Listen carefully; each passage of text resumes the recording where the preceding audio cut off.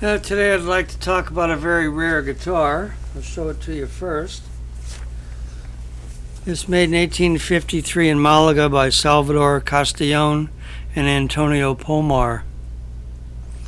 Salvador was born in 1823. Antonio was born in 1820 in Malaga.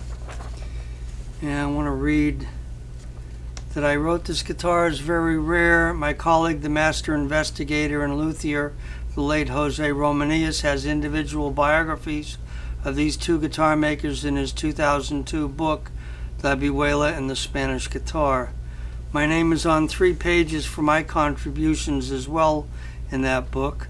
I had known Jose since about 1999, but he has no mention of the fact that they worked together at their workshop located at Calle de Martinez, number 8 in Malaga. They are much like Santos Hernandez and Domingo Esteso in the Manuel Ramirez shop, as they are both notated in the public records of Malaga as journeyman workers in the taller of Antonio de Lorca Garcia, along with 2 other journeyman guitar makers, Jose Maria Torrens and Jose Salido Naranjo, who was born in 1831. The label of this guitar reads Fábrica de Guitarras Castellon y Pomar, Calle de Martinez, number 8, Malaga, 1853. This shop was located about 3/4 of a kilometer or just under a half a mile away from the workshop of Antonio de Lorca Garcia at Calle Carreteria 13 in Malaga. These 2 guitar makers were about 50 years of age when the grandson of Antonio de Lorca Garcia was born, Antonio de Lorca Ramirez. They undoubtedly also met him.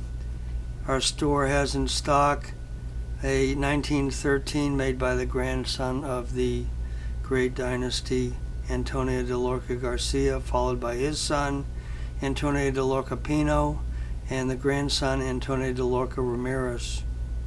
Antonio de Lorca Garcia received his master's degree for guitar making in 1828 when these 2 luthiers were 5 and 8 years old. They probably entered his employ when they were about 13 years old and worked their way to becoming journeymen some years later.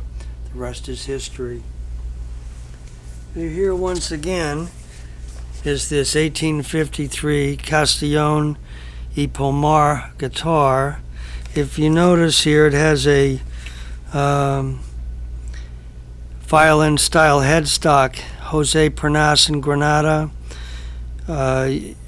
developed those.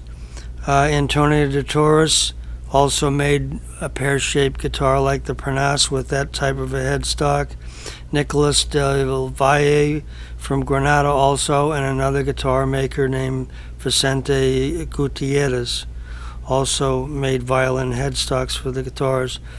It was kind of in vogue from the 1850s up to about 1880s.